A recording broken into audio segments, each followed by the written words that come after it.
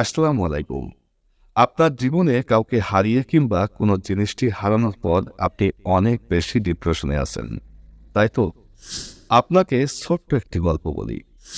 একবার একটি পাখি মহান আল্লাহকে জিজ্ঞেস করল, ইয়া আল্লাহ, আমি এত কষ্ট করে একটি ঘর বানালাম, আর তুমি তুফান দিয়ে সেই ঘরটি উড়িয়ে দিলে। কেন করলে এমনটা?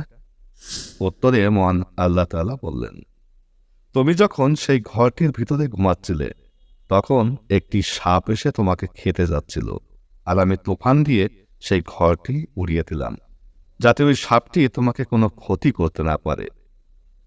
আমাদের জীবনেও এমন অসংখ্য ঘটনা ঘটে। আমরাও আমাদের জীবন থেকে কিছু প্রিয় মানুষ কিংবা জিনিসকে হারিয়ে ফেলি। মূলত আল্লাহ তাআলাই আমাদের জীবন থেকে ওই সকল মানুষ কিংবা জিনিসগুলোকে কেড়ে নেন, যাতে ওই মানুষ কিংবা